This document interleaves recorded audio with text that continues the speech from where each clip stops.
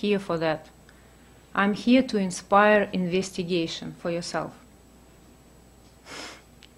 And seriously, go home and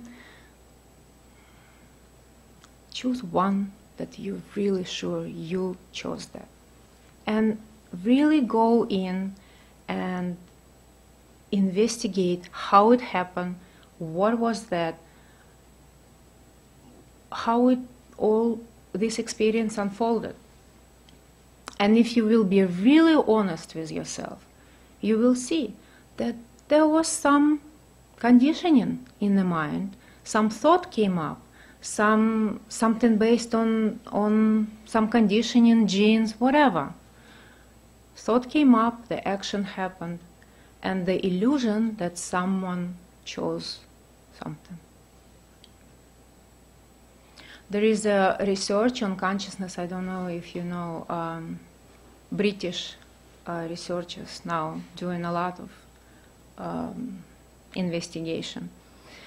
So at the end of this movie, the guy was given a program where he was choosing answers, like would you do this or this, would you go here or here, and he was so sure he was doing the decisions. I would go left, not right, I was doing this, not this, da da da. And then he was shown the video of the brain. And neurons were firing 6 seconds before. He was sure he was making a decision. That video called Free Will.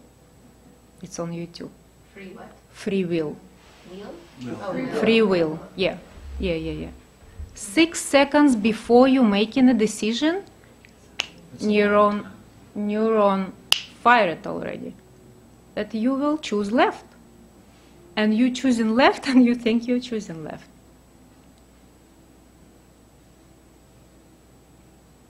So I has this groove in the mind. And every time I thought comes up, neuron fired. I as this object. So what do? We look.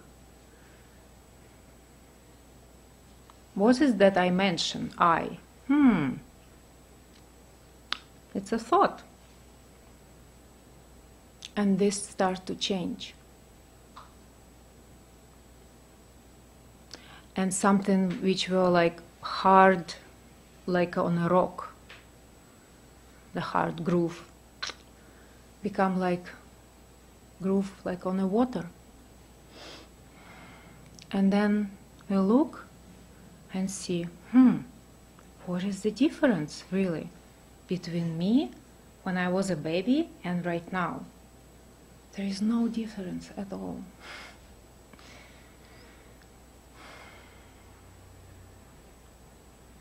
It's only this identification.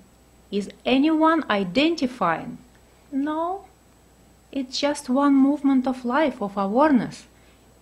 Identification happening. Contraction happening.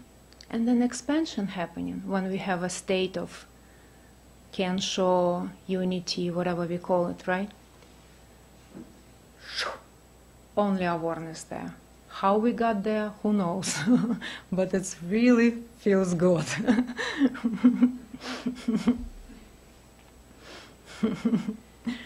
So what we do with our work, because it's different. When you are in a state, mind has no idea how he got there. It just feels so good. And then contraction happened. What happened? Mind has no idea, but mind thinks that, that was good. Probably this is the self, not this one. Let's identify with awareness. Ha-ha! It's much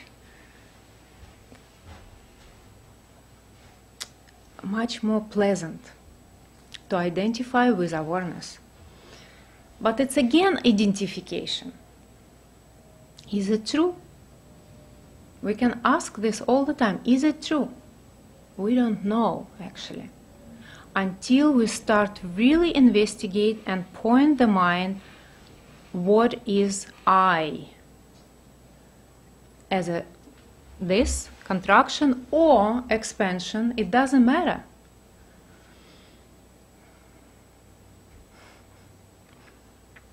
So this is how it's happening. Identification happening, contraction in life.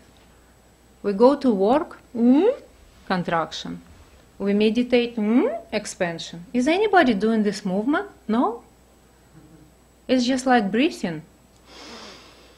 Same thing, right? Breathing. Same thing. Contraction, expansion in life. There is nothing permanent, as we all meditators know, right? So it's just a matter of investigation in the moment, what's going on. And is anyone there who is doing this? Who is managing this? Who is controlling this? So it's very simple. I spoke about this so many times, and I'm like, again? Well, why are we social beings then? It seems like you'd be then just content to just hang out like just with you, like, or without whatever you are. We can speculate on this, right? We can speculate because we actually don't know. But we can notice what's going on. And it seems like it's very natural. It's just the nature of life being born as a child in an expanded state, right? And then just total expansion, no separation at all. And then as the brain develops, we learn things, we learn words and get this identification. It's just natural for a human organism to go through that process. And it seems like some just go into the identification and the body then dies. And in some, there is another movement toward recognition, toward going back to expansion. And it felt, because there is this unsatisfaction with search. And we keep searching, trying to close that gap. So it's just natural for human organism. Just like a flower, it opens when it's daytime and it's closed when it's nighttime. Why it's doing this? Because it's the nature of the flower.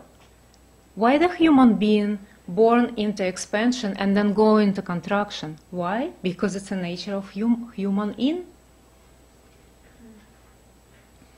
And then going toward, again, expansion. And it's happening right now more and more as we just notice. It's a time, everybody say it's a times of awakening. Why? Because for some reason, I don't know why, its awareness life is going toward that expansion more right now. So it's much easier and everybody feel it, and it's not like everybody feel it. The feeling is there and movement there into expansion. That's why looking is now so available. And before it was so difficult. Like this knowledge is it's a core of every religion, of every spiritual path. It's a core, right? And it was available all the time, but it was kind of hidden by outer practices. And it just was the movement of life like this. And now, even not necessary. I don't know if it's good to say not necessary to meditate to meditators. But it seems like a lot of people don't even meditate. And they just look and see. I spoke recently with one very young guy. He's a yogi. and it was 5 minutes of looking. He never meditated. He was he into yoga. And I was meditating for so long, hardcore. But there was a conditioning here that need to be some kind of dissolved before there is even a movement would happen to look what is really going on. I get that word expansion. Sometimes language, but the expansion, I get that. Yeah.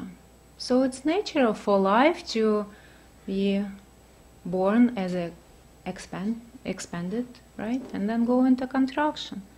Here expansion when we meditate and sit and looking. And then we go and meet our family, right? And contraction. Is anybody at that moment choosing to contract? No, we want to be expanded with the family, but the contraction happened anyway. Right? Yeah. Yeah, because there is a conditioning which kind of facilitates that movement. But actually, right, go home and meet with the family and see if you really chose to contract, if you really chose to do some of this movement. Or it just happened. The sensations, I know, the thoughts, feelings, but sensations, thoughts, feelings, it's just biological responses of the body, right? When I see somebody, who's that? I can't even choose right now with whom I feel contraction. Yeah, I don't know. But yeah, if I see somebody with whom I feel contraction, would I choose that? No, I want to feel expansion. And I want to invite the invitation for expansion, but contraction. Because it's just that person touched some conditioning here, and the neuron fired, and all these sensations, feeling happened. That's it.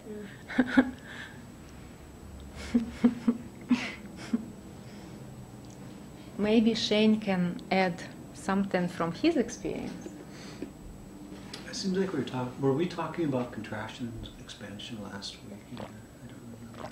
Yeah, we talked about it 3 weeks ago. 3 weeks ago? It's like I can't help feel like this saying I, when we're contracted, you know what I mean? The I, you know, that kind of I've had enough kind of feeling. The more we contract, it seems, you know, the seemingly apparent I is there more. And then when there's an expansion, it seems that we refer to it as oneness, you know, a complete expansion, an open. It's like the closed fist, you know, the contraction and the expansion. It's like letting go or hanging on. So, is that why letting go of attachment helps? It avoids that conditioning? Letting go of anything. Stay better. Yeah. Expansion. Is anyone actually letting go? That's the question. Every time is a question. Is anyone there doing letting go? But the mind is conditioned. Right? How you experience the mind? How you experience the mind? What is the experience of the mind? Experience of the mind through thoughts, right? Thoughts, yeah, they are real. You can't deny them. See, we use these words, labels, mind, awareness, whatever. We never question it. What is this really? For example, We're sitting right now, right? We call it sitting. What is the actual experience right now? Is it sitting? Sitting is just a label, it's a thought in the mind. What is the actual experience? What is the actual experience? It's sensations. Is there a separation between the body and the chair? If you really go and investigate, there is no separation, it's just sensations. So the experience right now is sensations and the label sitting. And we learn that label sitting when we have the sensations between our butt and the chair.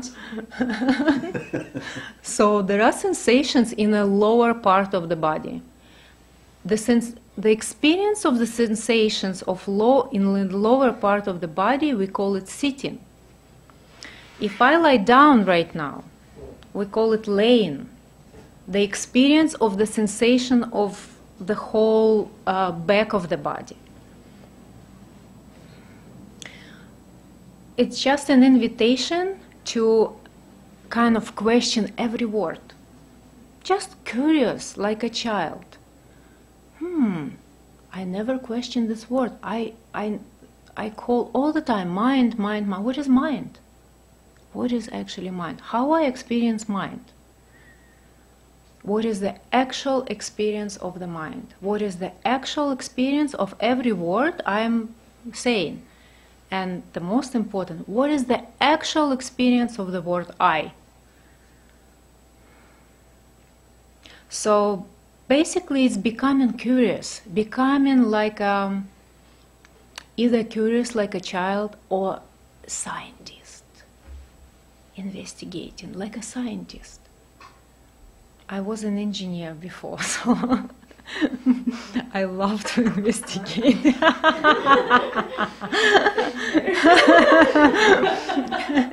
I'm married to one. Yeah. It's horrible. Yeah, but it can be used. That curiosity of knowing the actual raw experience, not what we think it's going to think, right? What we think, but what is real experience. So it's just investigation. That's how I worked with Shane. He would come up with something, and I would say, no, look. I think I understand the unconditioned mind then. I don't think when you let go of or whatever you want to call it, I don't know, the expansion occurs. You can stop, retract, or you can lessen the retraction. Oh yeah? Is anybody then... There you go. Lesson or something?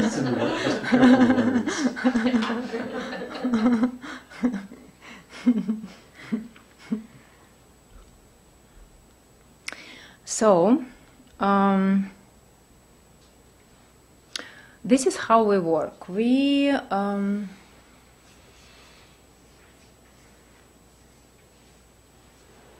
There is no special conditions needed. No silence, no meditation, no special conditions. We just get together in a small group. Small is better because I may work with somebody for like half an hour, for example, until there is either seeing their actual experience and what is I really, or maybe just a relief. Sometimes it's just a relief from being identifying so much with the story. And nobody doing it, seeing, investigation, or identifying with the story. It's just all these movements going on of life. Anyway, And that's why we are doing this retreat tomorrow and Sunday, 2 days. Saturday and Sunday. Oh yeah, Saturday. Tomorrow's Friday. Oh, okay. Yeah, I'm very bad with time. So Saturday and Sunday. So we go really deep into looking, and anyone who wants to, who really ready to look and be honest. This is not needed for me or for, you understand, right? This is needed for so-called you, but this is the movement toward that recognition. It's not like you want to see it. It's like undeniable movement toward that. So if you find yourself here on Saturday and Sunday, the question, pop the question, did I choose that? Was there someone who chose that?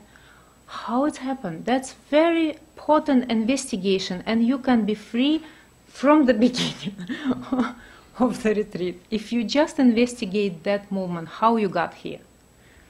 Is anybody there chose that? And I think Shane can say more about retreat. Yeah, how it's the schedule. And We start at 10 o'clock in the morning and we go till noon, both days, and then we have a lunch break. And then if some of you are signed up already, feel free to bring your own bag lunch if you want. Otherwise, there's plenty of time to go to a restaurant down the street or something. And then we'll revene again, after lunch, and then go till 4 o'clock each day. And Saturday, for sure, we're sticking to the schedule. We're going to be done at 4. And Sunday we can go longer.